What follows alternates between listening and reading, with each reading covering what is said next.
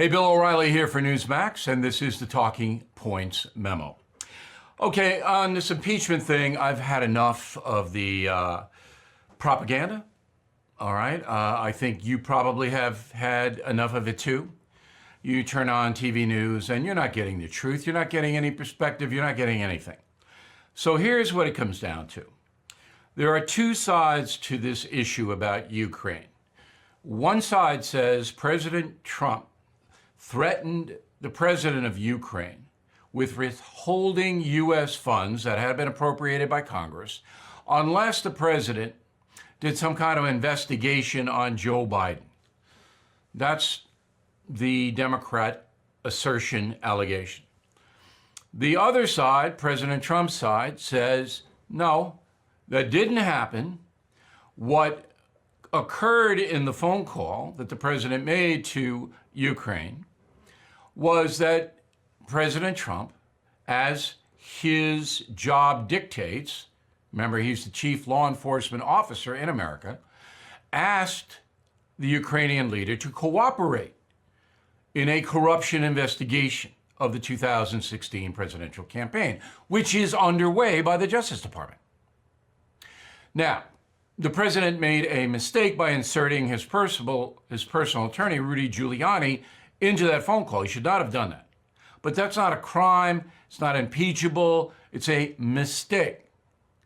So once again, the president asserts that he was asking a foreign nation's cooperation in a wide-ranging corruption investigation that may include Vice President Biden.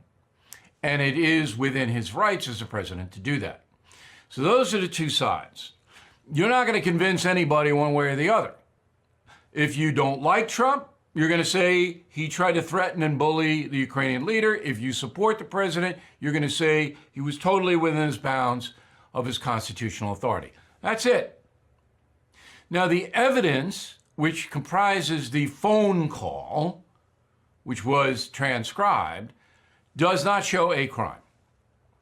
The whistleblower or blowers have disappeared. They've disappeared because at least the first one has ties to Joe Biden, it looks like. That he's worked with the former vice president, the whistleblower has. I don't know that for a fact, but that is what is being reported. I can't confirm it on the record, but I do believe it. So the whistleblower, he's gone. All right? So what the Democrats in the House have done is, so we've shifted from very specific testimony about an alleged crime, I don't know, violation of the Constitution, to an abuse of power. We're going to impeach the president on an abuse of power. You're going to impeach every president from George Washington on an abuse of power. Everyone. You can say, oh, he overstepped his authority, he did this, he should have done that, whatever. You can't do it. If you do that and remove a president, no president can ever serve. Because every president, if they don't control the House, if the party doesn't control the House, will be impeached. Why not? Why not? So what's likely to come here is this. Again, the two sides are never going to even entertain the other opinion. They're not going to do it. The country's divided. The House will probably have some kind of vote. They don't want to stretch it out, maybe early 2020. It'll go to the Senate. Mitch McConnell, the Senate leader, will go, 2 or 3 days will be gone. No conviction. Right out the window. President Trump will then use that and the Russian collusion thing to tell the American people that he should be reelected because there's so much corruption on the other side. That the Democrats, including the Obama administration, tried to disrupt his campaign and then his presidency. So please vote for me and not for those corrupt people.